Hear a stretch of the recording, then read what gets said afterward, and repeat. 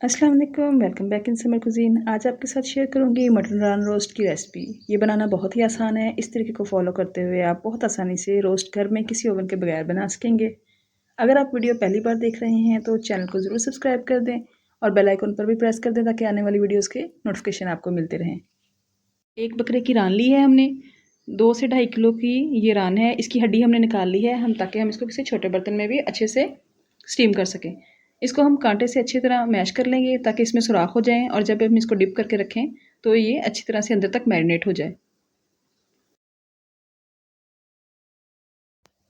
दोनों साइड से कांटे से इसको अच्छे से हम मैश कर लेंगे। उसके बाद हम एक बाउल लेंगे, उसमें हम पानी डालेंगे और 2 चम्मच हम उसमें नमक और 2 चम्मच हम उसमें सिरका ऐड करेंगे। इसको अच्छे से मिक्स कर लेंगे। मिक्स करने के बाद जो गोश्त का पीस है वो हम इसके अंदर डिप करके रख देंगे। 2.5 से 3 घंटे के लिए हम इसे डिप करेंगे। कम से कम भी आप इसको 1 घंटे के लिए डिप करें। इससे ये बहुत ज़्यादा जूसी और सॉफ्ट बनेगा। इसके बाद हम इसके मैरिनेशन तैयार करेंगे स्टीम के रोस्ट के लिए। रोस्ट की जो मैरिनेशन होती है उसमें हम 1 चम्मच नमक डालेंगे, आधा चम्मच हम हल्दी ऐड करेंगे, 1 चम्मच हम जो है लाल कश्मीरी मिर्च ऐड करेंगे, 1 चम्मच सूखा धनिया पिसा हुआ ऐड करेंगे और 1 चम्मच हम इसमें ज़ीरा पाउडर या गरम मसाला जो आप ऐड करना चाहें वो ऐड करेंगे और उसके बाद हम इसमें थोड़ा-सा फूड कलर ऐड कर देंगे। 1 बाउल हमने दही लिया है, 120 ग्राम दही है। इसको हम अच्छे से जो है मसालों के साथ मैश करना है।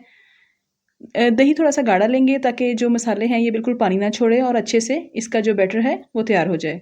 देखिए इसकी कंसिस्टेंसी बहुत ज़्यादा थिक है। इससे ये होगा कि आपकी मैरिनेशन वेस्ट नहीं होगी और उसके अंदर अच्छे से जज़्ब हो जाएगी। इसके बाद हम एक लीमू लेंगे, उसके 4 टुकड़े करेंगे, बीज निकाल के हम इसको भी इसके अंदर निचोड़ लेंगे। मैरिनेशन रेडी है। गोश्त का पीस हमने पानी से निकाल के बाहर रख लिया था ताकि अच्छी तरह से स्ट्रेन हो जाए। उसके बाद हम एक बड़े ट्रे में इसको रखेंगे और अब हम जो हमने मैरिनेशन तैयार की थी उसके साथ इसको अच्छे से कोट करेंगे। ये देखें इसकी थिक कंसिस्टेंसी की वजह से आपका जो पेस्ट है वो बिल्कुल भी ज़ाया नहीं होगा और बहुत अच्छे से गोश्त के साथ स्टिक हो जाएगा। इसको हम पलट लेंगे और दूसरी तरफ से भी इसको अच्छे से मसाला लगा देंगे सारा। ये इसको आप तंदूरी मसाला भी कह सकते हैं, चिकन स्टीम रोस्ट का मसाला है, ये होममेड मसाला है और इससे आप हर तरह का रोस्ट बना सकते हैं। आप चिकन में भी ऐड कर सकते हैं, मटन, बीफ सब में। इसके बाद हमने 1 चम्मच अदरक लहसुन का पेस्ट लिया है, उसको भी हमने इसके अंदर ऐड करके इसको अच्छे से मैरिनेट कर दिया है दोनों तरफ से।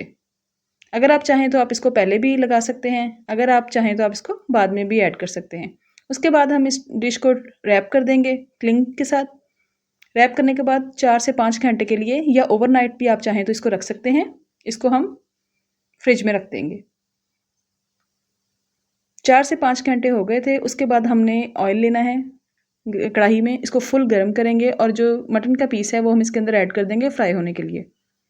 हमने फ्राई रोस्ट नहीं बनाना, हमने स्टीम रोस्ट ही बनाना है, लेकिन इसको फ्राई करने से इसकी जो टेस्ट है और बहुत ज़्यादा बढ़ जाता है। थोड़े से ऑयल में हमने इसको फ्राई करना है। इससे एक तो इसका कलर बहुत अच्छा आता है और दूसरा ये बहुत ज़्यादा क्रिस्पी बन जाएगा। दोनों तरफ से अच्छे से फ्राई करेंगे। जैसे ही मसाला जो है वो बिल्कुल स्टिक हो जाएगा और ये थोड़ा कलर अच्छा सा आ जाएगा तो हम इसको निकाल लेंगे।